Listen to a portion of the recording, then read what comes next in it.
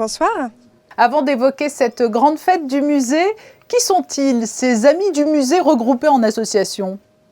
Alors, les Amis du musée, c'est une association qui a été créée il y a un peu plus de 10 ans et qui a pour mission de soutenir les actions et les projets du musée océanographique de Monaco. Alors, ce sont de généreux mécènes, mais des amoureux des mers et océans aussi avant tout?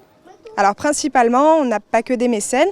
On a donc, comme vous l'avez dit, des bienfaiteurs, mais on a aussi beaucoup de membres qui sont là en effet pour soutenir, on les appelle d'ailleurs des amis, pour soutenir les océans, pour soutenir les projets et surtout pour nous suivre en tant qu'association. Alors la fête du musée océanographique est née un peu avant que la Covid ne s'immisce, mais c'est fort du succès rencontré lors de la toute première édition que vous avez décidé de réitérer l'opération. C'est ça. Donc la première édition qu'on a lancée le 27 avril 2019 a été un vrai succès. On a eu 4000 visiteurs dans la journée. Et puis là, dans 2 jours, donc le samedi 11 juin, on refait la troisième édition puisque la deuxième a été lancée en 2020 pendant un mois sur un portail digital. Donc un site qui existe d'ailleurs encore, qui s'appelle fêtedumumusée.org et qui propose plein d'activités comme on fait en fait en réel à la fête du musée. Oui, vous étiez adapté au contexte en basculant aussi donc sur ce fameux distanciel. Le programme sera extrêmement varié. À quoi peut-on s'attendre samedi?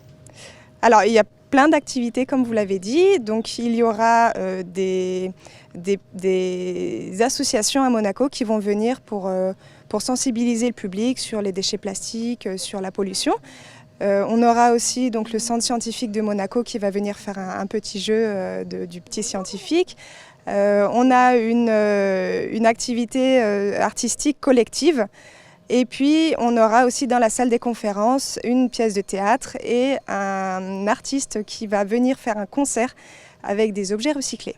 Et puis bien sûr, sur la terrasse, on aura un coin lounge avec un DJ, des chaises pour se reposer avec vue sur la mer et puis un glacier qui propose de la glace à la spiruline et bien d'autres goûts. Cette fameuse algue.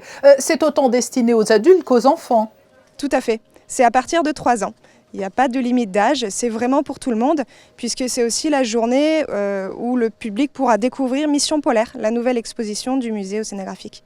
Vous allez être entouré de bénévoles, vous encouragez plus largement tout au long de l'année les gens à s'engager bénévolement pour faire vivre ce beau musée? C'est ça. Donc toute l'année, en fait, on a une équipe de bénévoles qui nous aident sur différentes missions. Ça peut être des missions dans l'animation, dans l'accueil, ou bien des missions dans l'administratif. Mais là, c'est vrai que sur cette fête du musée, on a passé pas mal d'appels sur les réseaux et on a eu un beau retour. On attend à peu près une 40aine de bénévoles sur cette journée-là. Et quels sont les autres projets que vous prévoyez pour les mois à venir au-delà de cette fête du musée? Eh ben, on a notre deuxième grosse identité, c'est le programme de parrainage de poissons.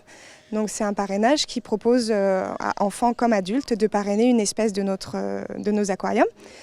Tout ça, c'est sur notre site, vous pouvez retrouver toutes les espèces à parrainer ainsi que les différents packages.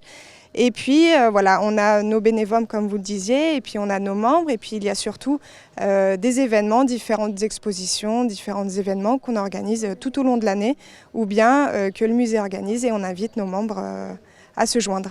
Finalement, votre action, elle fait écho au credo du musée qui est la pédagogie, la sensibilisation, l'information? C'est ça, c'est ça. C'est aimer, faire connaître et protéger les océans. Merci Aurore Negro d'avoir répondu à notre invitation. Et rendez-vous est pris, donc samedi de 10h à 19h au musée océanographique. C'est ça. Merci.